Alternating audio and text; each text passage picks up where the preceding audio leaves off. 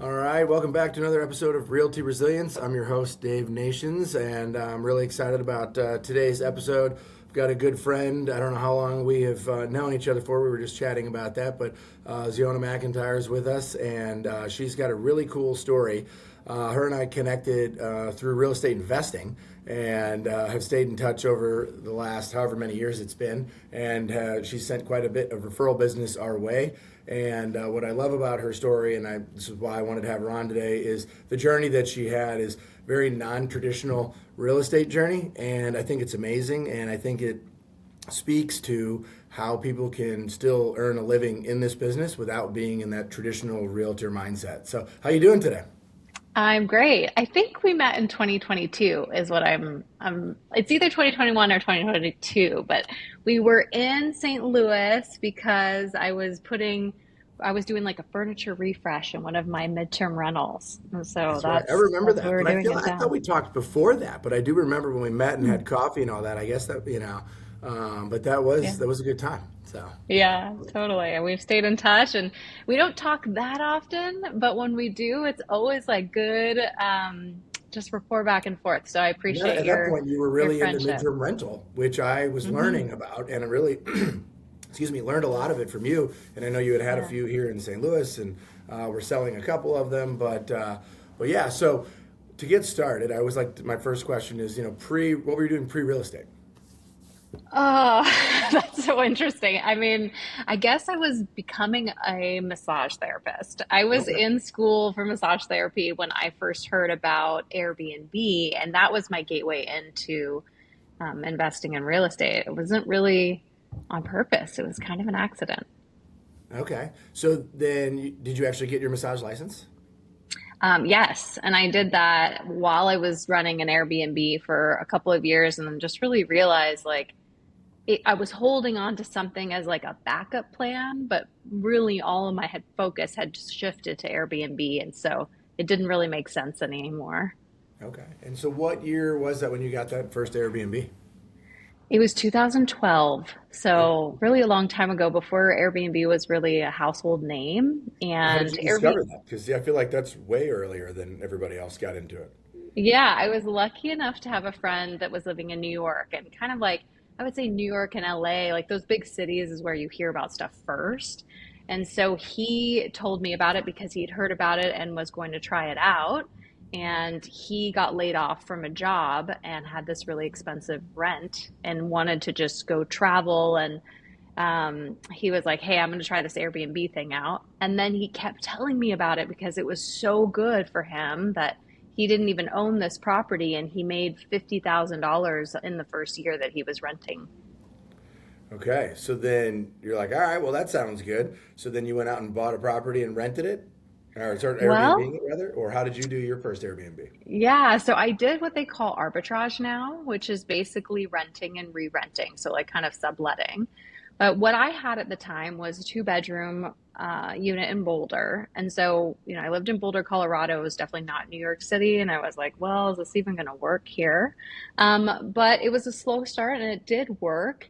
And what worked really well for me is that I had a two-bedroom. I already had it furnished fully with all my own stuff. I had a roommate. And when that roommate decided to move out, I was just like, well, I've got sheets, towels, furniture. Like, this is not going to cost me anything to try. Why not try it? And so that was my gateway in, and I just expanded from there. So that's awesome. And how do you remember how long it took you to find the renter? No, it was probably pretty quick. Yeah. Yeah, I think, I mean, having probably been within like a kind of week. very risky, it sounded like to me of just jumping in and not really having done it or no one else has done it, and you're like, I'll just give it a Yeah. whirl. I love that, and then it Yeah, I rented was right like away. 26, so, just like, why not? What do I have to lose? So, Right. excellent. So then you did that. Now, did you jump in and get more Airbnbs at that point Yeah, once that so I started did working? that for a little while and then realized like, okay, I had two bedrooms, so I was renting one room and then I was trying to rent like both individual bedrooms. And if I had them both rented at the same time, sometimes I would stay with friends and I would do like massage trades or take them out to breakfast or something. And I was like, I gotta get another place. Like this is getting too busy and I have no place to be. So I borrowed $4,000 from my dad to help me pay for like a first month's rent and deposit. And I don't even know how that got me some furniture. It was like garage sale furniture or something. And nowadays everything costs 10 times that, but it allowed me to get into my second place. And I lived between two Airbnb units for like 2 years until I could buy one. So you would just bounce around whichever one wasn't occupied at the time and live in between the two and then rent out whatever Yep. was available. Yeah, I was living out of a suitcase and just, made it work. But it allowed me to not have to work. When I had started Airbnb, I was working at a retail shop and I was getting my license for massage. And so this was just like, wow, I can live off these Airbnbs and I can clean the units myself. And that was pretty simple. And that was enough income to live. So your entry to barrier to this was pretty low. I mean, you already had one already furnished, and then you're doing a lot of the legwork, you're doing the cleaning, all that. So your overhead was almost nothing to start. Yeah. hmm And Okay. the numbers were really good back then, and it wasn't competitive how it is now. Like now you need to have all the best furnishings, beautiful photos, all the amenities, but back then it was like, do you have furniture? Well, That yeah, was, like you that said was though, like pretty easy. it wasn't really that known back then. Yeah. Almost, it was probably like, ooh, this might be still a little iffy. I feel hmm like that you were that early into it. So Yeah. that's impressive. So okay, so you get it. Now you've got two going. What happens next? Yeah. So what I think is really cool is I kind of reference this idea of real estate training wheels. So I had an apartment that was 5 minutes away from the apartment that I wanted to buy. So when I was getting ready to buy a place, I had a lot of data on kind of the market already because I've already been doing the strategy. So I had this apartment. My rent was $1,100 a month, and I had really low utilities. I think I only paid for electric, so it was like another $20. And then I was making between 1,700 and 4,000 a month based on the seasonality. And then I went over to a place 5 minutes away. It was the same kind of thing, a one bedroom apartment. And that was going to cost me like 950 a month after HOA fees. And I was like, okay, like I already know the numbers exactly. And I've been doing it for a year and a half. So I had a lot of data to make it feel really secure and safe. Um, Otherwise, investing in real estate can be super scary. So how did you get, because you rented it and then rented it to somebody else. How do you coordinate that with people? Because I've always been interested in that conversation that you're like, hey, I'll guarantee your lease and sign that with you, but you got to let me lease it out to somebody else. What does that conversation sound like out of curiosity? Yeah, I think nowadays arbitrage is a lot more upfront. Back then, it was a little bit like don't ask, don't tell. Like basically, I was like, I'm renting this apartment and I travel for work. And so I need to know that I can sublet. And so I just made sure that that was part of the lease. And that was as much of a conversation as I had. And so I really had this push to want to buy places so that I could be more legitimate because I was Got it. feeling like, wow, at any point, if somebody finds out about this and they don't like what I'm doing, maybe they don't care, but if they don't want me to do it, they could technically take away this business that I have. Yeah. So then at what point did you end up buying one? Yeah, so it took me about 2 years. And that first one, I actually went and got a private loan from a previous landlord. So I didn't qualify for a loan because Airbnb back then was not considered income. So it was a tricky time. Oh, okay. Yeah. So Yeah. then you went back to one of the landlords that you're renting from and said, "Hey, this is what I want to do." Did you? I guess you had a good relationship with them, and that they just Mhm. believe that you like. Sure, sounds good. Yeah, I mean, I didn't tell him that I was doing it for Airbnb. I was just telling him that like I wanted to buy a place and I kind of gave him all the reasons why I felt like I could afford it and yeah, he gave me a private loan. So, Good for you. So was this a single yeah. family house that you bought? Nope, it was just a one bedroom condo like I said. Yeah, Boulder's a more How's that? expensive market than St. Louis, so that's Yeah. kind of where I had to start. Yeah. Okay. So you buy the one. That's when you bought. Okay. So you had the one bedroom and then started renting that out. Yeah. Got it. And what do you remember? What year that was? Yep, it was 2014. And then pretty much, I would say like 6 months after that was when I was in St. Louis looking for my first place. So What the drove you to thing St. was, is Louis? Well, Boulder was too expensive. So, I didn't think I could buy another one for a really long time. So I was looking for a more affordable market. And I have a friend who moved to St. Louis, and I remember her saying how cheap like her rent was. And so I thought, okay, maybe that's a good option. And I asked her, and she had some friends who had been doing Airbnb. And so I was able to talk to a couple people about, what neighborhoods they think would work well and what their experience was and how much they were renting for so I could collect a little data on it. Got it. And Yeah. so, when in here did you get your real estate license? Or was that even later in Much life? later. So Okay. I was in You're St. just, you were Louis in doing investing for a while. 2015. Okay. Yeah, I didn't get my real estate license until 2020, basically in COVID. I watched Selling Sunset and I was like, yeah, I want Well, I to could do do that. that. Nice. Yep. Okay, so then you move over to St. Louis and you buy one in 2014, 2015.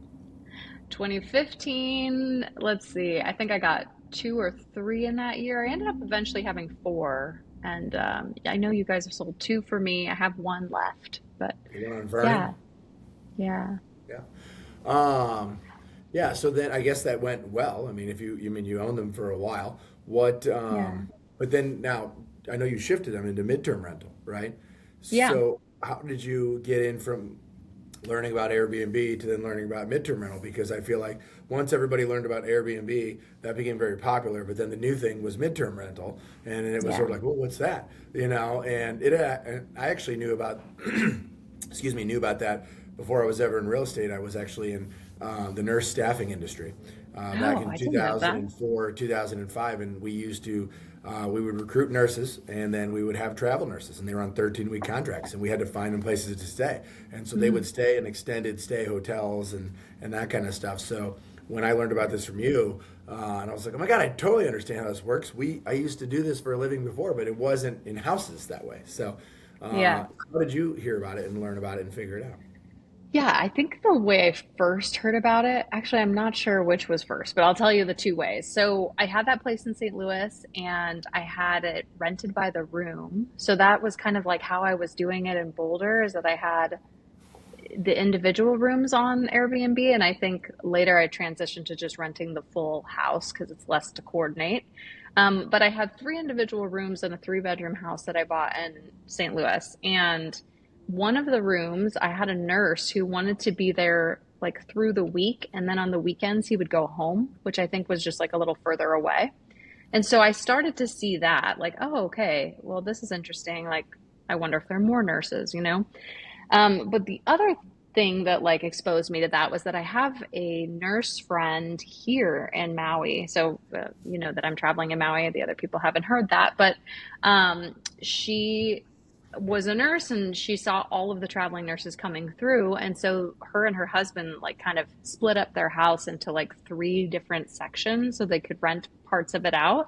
And they had cars that they would rent these nurses and everything. So hearing about that also made me go like, oh, okay, this is maybe a viable thing. But, it really wasn't until 2020 that I needed to make that shift. And the reason was because at the time of COVID, it was really that like all of the bookings got canceled really one day to the next. Like everything, for the next few months was just like immediately fell off the Makes sense. calendars. And I was like, I'm not gonna have vacant units. Like I'm too crafty. I'm an investor and I gotta find a way to pay my mortgage, right? So I thought about, okay, I wonder if I can do this midterm rental thing. And I knew that there were a lot of emergency people coming in. So I ended up housing like firefighters, policemen, and then also people that wanted to have more space because they were working from home and schooling from home. So yeah, I had to really think about how could I make this work, but did I figured it out. Good for you. How did you market to them and find them? Well, I started with Facebook groups because that was what my friend said she was using, the one that's in Maui. And so I was doing a lot of that. Then I eventually found Furnish Finder, which is kind of like a dedicated site for midterm rentals. So that worked well. And then I was starting to see requests come through in Airbnb as well. So between those three avenues, it really started to build up. And my biggest concern was, okay, if this is kind of like a long-term rental, don't people want to tour the units? And so trying to coordinate showings from living, states away was my biggest concern, but I ended up figuring out that that could be easy too. How did you do that, actually? Yeah, I mean, you can have cameras if you have that set up. I didn't. I would basically just tell people, "Hey, let me know when you're at the house and then call me and then we'll walk through together." And so I would talk to them on the phone the whole time and then they would lock up and go and then we would change the code kind of thing. So Got it. that was pretty easy for us. Makes sense. So, Yeah. did you still have Airbnb in Colorado and then also these houses in St. Louis at that time? Yes. Okay. What was the most you were managing at one point? Do you recall?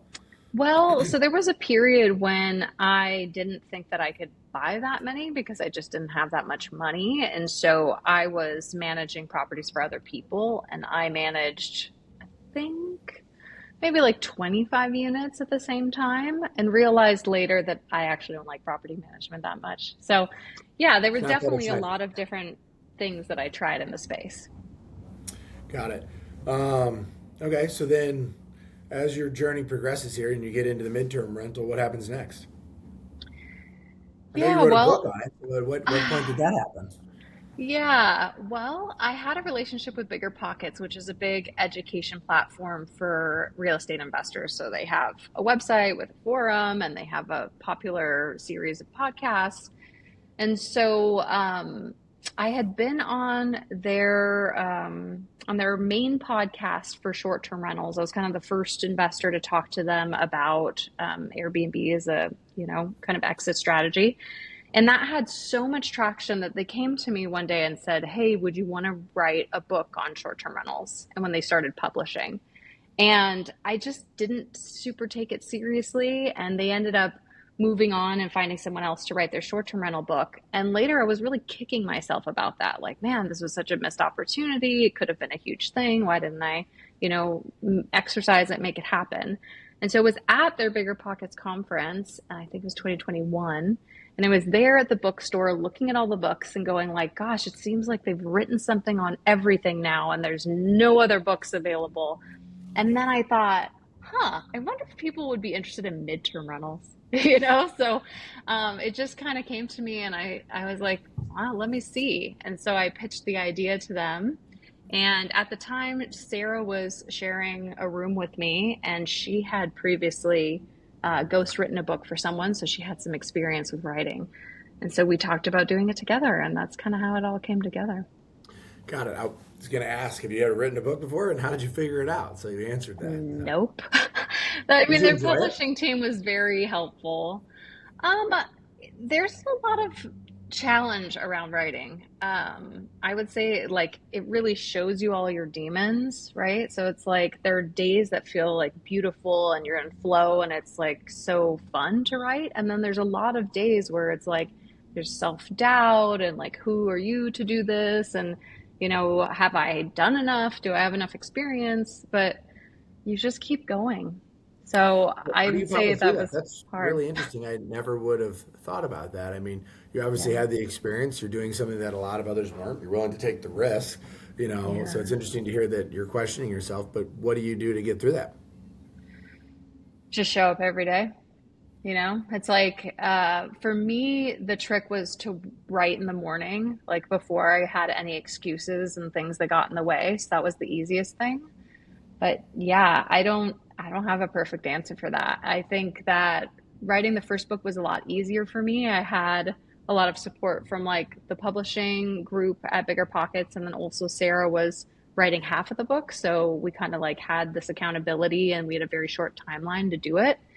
But the second book that I've written that's coming out now basically is it was just me and I'm self-publishing. So that one took me like four times as long because yeah, it was easier to let myself down than other people. Yeah. Okay, a little more accountability the first route, right? And working Yeah. with Sarah on it, you have somebody else that's there that's showing up as well. So I mean, if you don't have anybody, it's like meh. But what's interesting, listening Yeah. to your whole story, it doesn't surprise me that you would go and do something that you haven't done before, because that's every Yeah. step here is exactly what that is. It sounds like to me. So, and then you Yeah. end up being successful at it. After the book came out, how did that do for you and for your business? I mean, the book was incredible. It was just such perfect timing. It seemed like that was the moment that midterm rentals were big. And so we just got so lucky with the timing on that. So the book did really well. And the beautiful part of writing a book is just hearing how many people change their lives or get inspired or do something great with it. And really, Sarah and I both have just a few midterm rentals, right? And so it was like we gave them just the playbook and we were the catalyst and the spark. But there were so many people that took that information and did so much more than I ever did with midterm rentals. And I love hearing those stories. So I think part of that is what allowed me to do another book, like go through the hardships of doing it. And just knowing that, like, I think I'm a good teacher. I think I'm good at distilling information and then, like, putting it out there in a way that helps people be able to go and do it themselves. So if that's my gift, like, who am I to stand in the way of that? I will say we've directly benefited from your book because of the amount of people that you Oh, have yeah, referred to us that's true. that was like, I want to get into midterm rental. I hear St. Louis is the place to be. Yeah, What do I need to do? it's So true. thank you for that. Yeah. In probably a different way, that's also completely benefited us and our team. So it's really cool. Yeah. Um, you wrote the book in 21, but you got your license in 2020. What was the purpose of getting your license? You're doing all these cool investor related things. Why get your real estate license? Yeah, I think just like I saw how my income could completely go away in 2020 with COVID, and I just wanted to have more income streams to feel like safer. And I never realized how good real estate agent money can be. And I wish I had done it way earlier because I had all the know-how from being an investor. I could really serve people, you know, I think in a greater way or in a deeper way or a more hands-on way than some investor or some agents that come into the game and they've never bought a property themselves. Yeah, You know, you there's just understand like a it differently. difference. Yeah, totally. So, I've really enjoyed it. And I think for me, it's just like I need to keep growing and evolving and changing. And so every couple of years, I had to learn something new in real estate. And luckily, real estate is just a very vast, um, you know, subject. So I'm constantly changing all the time, but I get bored. Well, honestly, this is why I wanted you on today. My Yeah. goal in this whole podcast is to teach other agents how to build a business around real estate, and yours is so Yeah. unique that I think it's a great story. And to your point, like there's so many ways that you can be successful in this business. It Yeah. doesn't have to be just get your real estate license and go, do the normal buyer seller thing. How many retail deals have you actually done? I mean, I'm sure a ton. I'm kidding when I say that because I know you've Yeah. been in it for a while, but I look at you more as an investor than a realtor. So, Yeah. Well, it's weird to say an exact number because half of what I do is creative finance deals. So I don't know if I'd call that retail. I mean, I guess it's more like wholesale. So that's it's fair. kind of split there. But I would say I sell between 20 and 40 properties a year, and now I've been doing it about 5 years. So And how many are actually in Colorado? not many. This is what's cool about this, right? So then, Yeah. how are you doing deals all over the country, but you're licensed in Colorado? This is Yeah, what I I, think that's it's what I think is because I've fascinating. kind of expanded my mind with, I had a rental in my town, then I had a rental out of state, and then I bought in many states. And then I was like, I just have this expanded view of like, I can do things from far. So I think once you kind of get over those hurdles, it's easier. But yeah, I would say like the trajectory, just so you can kind of see all the different slices of what I did.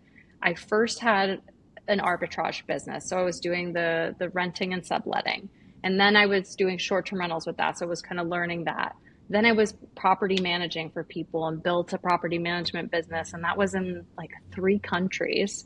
So it wasn't just in Boulder where I lived. I got this kind of expanded view. Then I went into long-term rentals because I was like, I don't think I want to do this anymore. Let me see what a new construction long-term rental is like. Then I got into midterm rentals. Then I got my real estate license. Then I learned creative financing. It's just like it keeps going. Now I'm really into syndications and passive investing. So, there's a lot if you want to keep developing over time. So let's jump into the creative financing because I think Yeah. that is a very interesting space. And as a realtor, I think there are a lot of realtors out there that don't understand it, that don't get it. But Yeah. I think it's a tremendous opportunity. So, how'd you get into it and what's it look like? And how are you putting these deals together? Yeah, so I think I first heard about creative finance maybe in 2020 or 2021 on a podcast and thought like, oh, this is so cool. I was listening to someone talk about subject to, and at the time had never heard of anybody had done it. So I was just like, wow, this feels really cool. But I just felt like, oh, that might be too complicated. It's not for me. Then I remember in 2020, I think it was 2021. I was at the Bigger Pockets podcast or conference, and I saw Pace Morby, who's really famous for teaching about subject to, speak on a panel, and that really inspired me. And I said, okay, that's it. I'm going home. I'm going to learn how to do this. And the easiest way to have done that would have been, okay, I'm going to sign up for his course and like do that whole thing. But I've always been a do it my own way, figure outer type of person. So I listened to a ton of podcasts, and there weren't really books on the subject. And I just kept kind of trial and erroring it and realized that I needed to probably do a deal just to learn. And so I had a home that I owned in Panama City Beach, Florida, and it was a short term rental. And the market there had started to turn. And so we were like, let's see if we could sell this subject to. And so that was kind of how I learned, is just by doing it. So, how did that go? That deal? It went well. Yeah. So we had a property that we'd owned just a year, and like creative finance was just really buzzy at that time. So I stacked all of the terms in my favor. So I think we bought the property for like 650, and I thought because I was doing with creative finance, I could sell it for 800. It was probably worth seven. So we listed it for 800, and by listing it, I mean I put it on my email group, and I put it through social media. So it's just kind of posting through my own network. We gave over our mortgage. Our mortgage was like 4% at the time. And so someone was going to take over our mortgage, pay the full principal, interest, taxes, and insurance. Then they were also going to pay us some interest on our equity. So we were only asking for, so it was like 800K, then it was 50K down, and putting a really low down payment makes something a lot more enticing for investors. So we did a low down payment. They took over our mortgage, and then we got an additional 1,500 a month from our equity. And so we had a 5-year balloon on that. And the reason that 1,500 a month was really exciting for us is that we weren't really cash flowing that much. This property had like expensive cleaners and just a lot of like maintenance. And so we were basically making like 1,500 a month, and we were doing all of this management. It was kind of a headache. And so we were able to now become a middleman where we're just basically holding this mortgage. We sold it to somebody else. They can do all the maintenance and tenants and everything. And we were still making 1,500 a month. So that was kind of like the sweet spot for us. Nice. And so then and what year was that? Was it 2022? I think So it's so. I five think it years, was so you're like still in it. Yep. December 2022, something like Okay. that. And so is that still going on? So there's a 5-year balloon. Yeah. Okay. And it's gone well. Well, I don't know how well it's going for the investor. Probably fine, but I just think that market has changed a lot. But they're But they're you still still get paying. paid. Yeah, I know. That's what I mean by it's still going well. You're I still know, but I still want everybody to win. So that's sure. kind of like Yeah. the thing, is I think there's a misnomer in creative finance where wholesalers have this bad rap where they're like, oh, I'm going to screw over the seller, but I'm going to make money. And then, that's how it's going to work. And I actually don't think that that's necessary. I think you I can think it's find 100%. win-win-wins for everybody. It's your lack of understanding, Yeah. which is why the book is great. Yeah. And so then the other question I have is how'd you find the person? How are you? I know you sent the email out, but then Yeah. the email just says, "Hey, we want to do creative financing on this," and we just blast it out, and somebody says, "All right, sign me up, Yes. I'm in." I mean, literally, that's what happened. Yeah. And Okay. at the time, I thought that I needed, wait, did I do that? No, okay. When we bought the property, I was like, oh, we're going to need an agent somehow. Even though we found it off market, I just didn't know how to do um, like an off market sale at that time. I was still really green. And so we paid, I found a real estate agent. I paid her $1,000 just to do the paperwork. And it was basically, we were direct to seller. So then when I went to sell this creatively, I looked at the paperwork she had. I realized, oh, it's just the standard Florida contract. I filled that out and I was the one who did the deal, even though it was just like off market and it was basically seller financing. So, yeah, that's kind of how we did it. So that gets you into it. So then you do one. So then you learn it, and you're like, okay, I've got this figured out. So Yeah. then, what did you and what happens after that in the as far as going deeper into the creative financing world? Yeah, I think the reason I really needed to do one myself is that prior to that, I had an opportunity where someone came to me through a DM and Instagram, said, hey, I want to sell my property. And then I kind of pitched him on subject to. And even though I found a buyer for it also on social media, it just didn't come together in time. I didn't know how to do the contracts. I didn't know what title company I needed to use. Like everything just fell through my hands and that deal never went together. And that's when I was like, okay, I'm going to sell my own property because I need to figure out how to do this. So after that, I started to just find properties that I could sell with creative finance. So my little niche is that I know a lot about short-term rentals and I have a lot of people that follow me that are looking for short-term rentals. The extra bonus of that is that there is a short-term rental loophole. So a W-2 employee who normally can't get write-offs, tax write-offs or tax benefits from a long or midterm rental, they can on a short-term rental. So I've found that, okay, these people need to find short-term rentals. And so I specifically work with people looking for short-term rentals nationwide. And the reason I don't just sell them in Colorado is that Colorado is not really a short-term rental friendly state and it's too expensive to really cash flow. So I said, okay, I've got to go outside of that. So I just started talking about creative finance a lot on social media, and people started coming to me going, hey, I either want to buy a property or I have a property to sell. Can you help me sell it? And that's really how I started going. And now I find a lot more properties through usually Facebook groups, or I even find conventional properties too. But I have both legs that I sell nationwide. Yeah. Now, are most people reaching out to you and saying, "Hey, I need you to help me sell this," or are you finding stuff somehow just through the groups and affiliations that you have, and then saying, "No, I can sell that." How do you usually get the Yeah, deals? mostly now I'm finding the deals. I think like the sentiment on real estate over the last couple of years has really shifted. So in 2022 and maybe 23, there was just a lot of hype around creative financing, and there was a lot of demand around short-term rentals right after 2021, which was like the absolute explosion post-COVID that everybody was traveling and short-term rentals were doing so well. Since then, every year, the economy has gotten worse. People are traveling less, they're saving more of their money. And in general, real estate has gotten harder because interest rates got higher. Now, that definitely helps people want to invest with creative financing more so they can get better interest rates. But it's also just generally tanked the idea of real estate being cool. It used to be a lot cooler. So That's I fair. find that it's just a little bit harder to find creative finance deals and to find as many hungry buyers.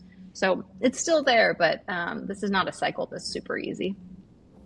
So I'm curious because I personally never executed on a creative finance deal. I've talked to a lot of people. What? I'm Uh, super surprised by that. You I do so much tried to investor do one stuff. with somebody. I had it lined Yeah, up, and it was buying a house from somebody, and then yeah. the dad came along who was affiliated, like owned it, but he didn't live in the house, and he didn't like the idea. But Mm, honestly, I thought it made a ton of sense. Of course, I did. I was the one that was putting it together. But yeah, I guess the question that I have is, on your end, you have a mortgage, and then you're giving it to them make the payments, right? And the yeah, one thing that people always ask me is, well, how do I know they're going to make the payments? What happens if they don't? Then what do yeah. I do?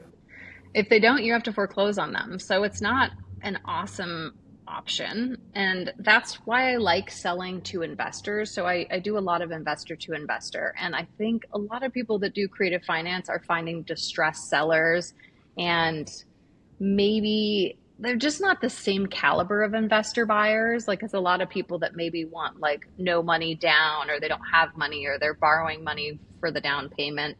And so there's a lot of leverage in that scenario, and those deals can fall apart a lot easier. But I find that where I'm at, where most of my clientele are high W-2 earners that are looking to buy short-term rentals for the tax deduction, that means they're making 250 to 500K. They've got money to pay it, even if the property didn't make money. So I feel a lot more secure in those and don't end up having to deal with foreclosures very often. That makes sense. Yeah. And so your network, how did you build? I mean, you have, I don't know how many people are in it, but I mean, you have people all over the country. What Yeah. really helped you take that off? I mean, again, if I'm trying to think about like, I love the way you've built your business. So if I wanted to try to do something like that, how do I then go out and connect with agents, investors, people all over the country, the way you've done it and your Yeah. email list and all the things? Well, so in that book that I've written, The Creative Closer, I've got the first, it's like two sections. The first section is 7 different creative finance strategies, how to do it. And then the second half is, where to find the properties, how to negotiate the terms, how to overcome objections, how to sell the properties if you're an agent, who do you need on your team to do it, the paperwork, like all of that kind of stuff is in there. So even, yeah, just all of these pieces are included in there. So I would say that's the best reference. Um, but yeah, I just trial by fire. I had to figure it out as I went. So when does the book come out? So right now we have it out as a book club. So if people want to find out more about that, they can go to my website, zeonamcintyre.com. But then it's actually going to be in like paperback and hardcover form in June. Okay, great. Yeah. So what's next for you? I mean, yeah, you've dabbled in everything. So what is the next um, real estate investment opportunity that we all need to be following you to learn more about? Well, last year I got really into syndications because I realized like, okay, I'm so grateful for rentals and this active income for creating wealth for me. But now I want to be more passive. So it's like in my 20s I really hustled a lot, and then in my 30s I was like, well, I need to come up with structure so that in my 40s I can just really chill.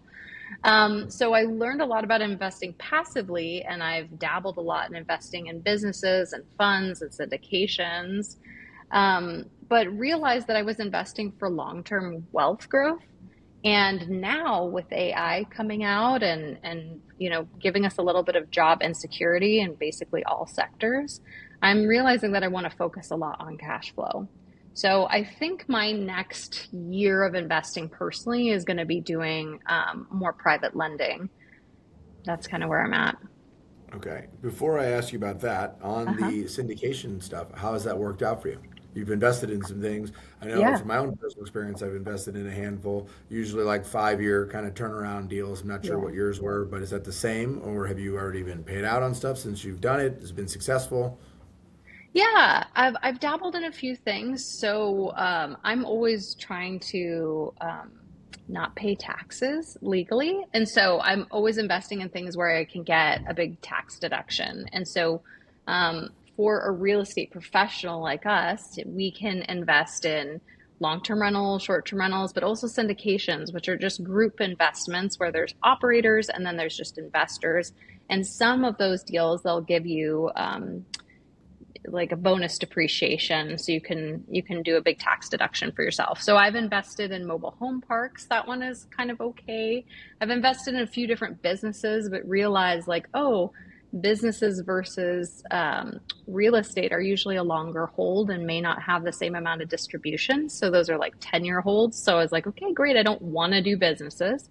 I've invested in like commercial buildings, so triple net lease commercial buildings, and I found those have done the best for me. So those ones are paying out regularly, and I've had a few close and then reinvested those profits. So I like those for now. I'm not in any multifamily yet, and I probably want to diversify in self storage. I've been hearing that 2026 is the year of self storage. So I just keep educating myself. I'm like nonstop listening to podcasts, talking to investors, and just learning about non-traditional investing.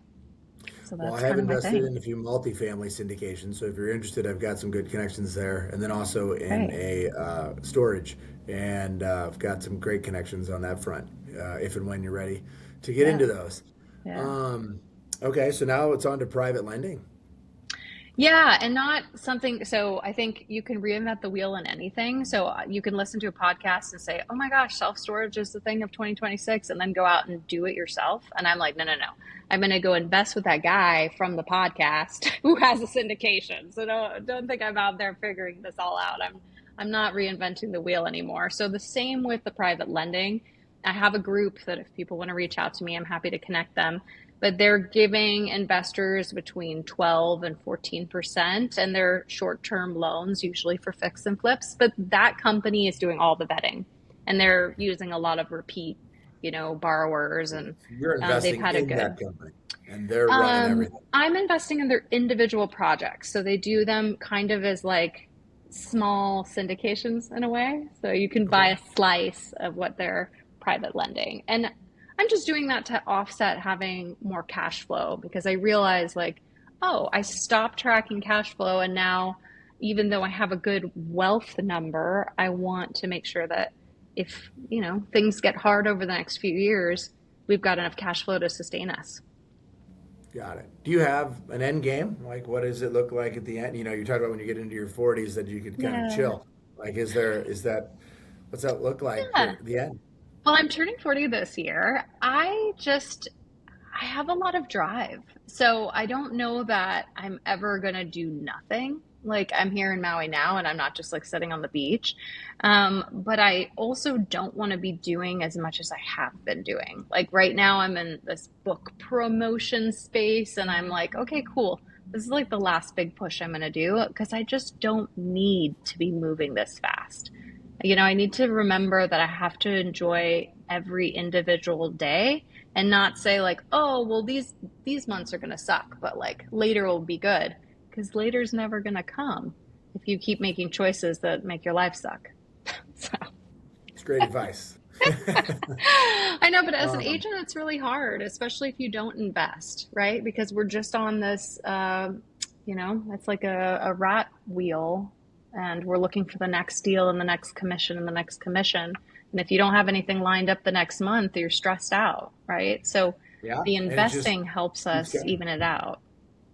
Yeah, 100% agree with you on that all day. I think if, as an agent, if you can be building wealth while you're still selling and use your real estate commissions to fund that, eventually you can go from selling a lot of houses to slowing it down and be living off the real estate investing.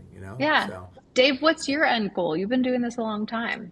I have. I'm a little older than you, and my goal is to be really slowing down. I'm 45, so in my Yeah. early 50s, and so I've been doing exactly what I just said, in fact, and we have Yeah. 107 doors on the rental Wow. side, and I'm all traditional rental. All of ours are the long-term hold, and that's a Yeah. mix of multifamily, single family, and that's what works for us. I've literally kicked around the idea of the midterm for years because Yeah. of you, and I've never pulled the trigger. I'm like, you know what, this just works. I'm going to stick to it. And I Totally. tell people, like, do what works for you, and that's my own advice, and I'm following it. But yeah, Yeah. it's really to build that wealth from the real estate investing and then to be able to not have to feel like we need to sell and go and run as hard. But I'm, again, like you, I'm probably not going to just sit around. Like I still want to go out Sure. and do stuff, and we're still buying and flipping, and I just want to build it to a place where you've got the income coming in, and you're not worried. And the whole goal when I started in 2007 and saw the market happening back then was really around when seeing real estate agents failing and getting out of the business because the market was shifting was to protect myself. So I got into Yeah. investing to have a secondary income, and Yeah. so then it just kept growing from there, and here we are. And so eventually can just live off it and not feel like I have to sell every day. So, Yeah, and I mean, on that note, I would say that in 2022, 2023, when interest rates went from 2.75 up to 8%, and a lot of agents left the business, right? So we saw another cycle where that's happening. And I think when you learn creative financing, you don't need to do that anymore. you've got another way to keep selling. And so that's what I think is important. It's not going to be the only tool you'll ever use, but it's a tool in the tool belt that I think is very valuable for agents. That's great advice. I mean, again, when I got in 2007, everything was short sales and foreclosures. And as agents, people Yeah. were getting out because they didn't know what that was. I was brand new, so I had to just learn it because that's what was the norm. So that's a Yeah. great point. And when the rates change, doesn't mean everything falls apart. You just have to learn something different, and you can Sure. stay in it. So I could pick your brain for hours. You've got so many cool things going on.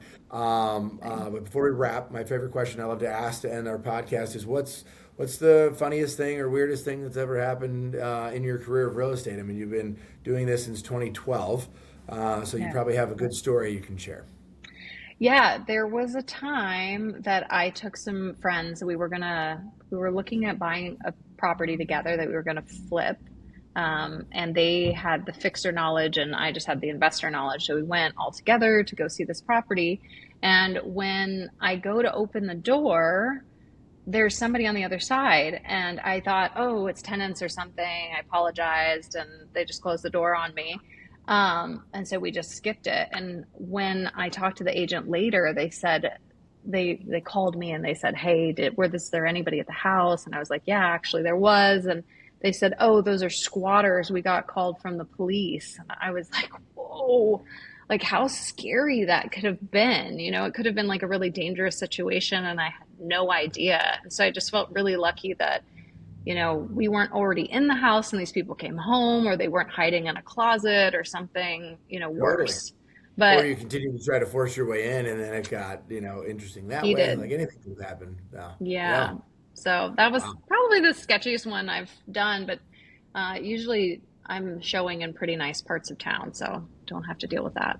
Yeah. Good. I was going to say, I mean, have you done anything differently from a safety aspect in that situation? But I don't know what you would do. It's not like you're expecting squatters when you walk into a house. No, yeah. And they had a dog, so I just like thought it was just tenants, and I couldn't really see into the house. They met me right at the door. So yeah, very odd. But I imagine in Be St. aware, Louis, there's a lot of crazy stuff that you guys run into. From time to time, Chris Yeah. Lance, who works with me and works with a lot of the investors that you refer us, has some wild stories, Yeah. some stuff that he's walked in and into the buildings on, or all kinds of stuff. So you do it Yeah. long enough, you'll definitely come across some weird things, and I think it's just being aware, right, and Yeah. paying attention to your surroundings and be comfortable where you're at, and if you're not, also making sure people know where you are, from a safety aspect. I mean, it's Yeah. wild times. So, awesome. Well, I appreciate your time today. This has been Yeah. wonderful, and it's been great getting to hear your whole journey. For those that would love to reach out to you, would love to learn more about your new book, or just ask you questions about all the different investing knowledge that you have, how can they find you? Yeah. So my website's zeonamcintyre.com or Instagram is probably where I'm the most active and it's just at Zeona McIntyre. Perfect. Well, Sienna, I really appreciate your time. Thank you so much today. And for everyone out there listening, thanks for tuning in. And we'll be back with another episode of Realty Resilience soon. Thank you.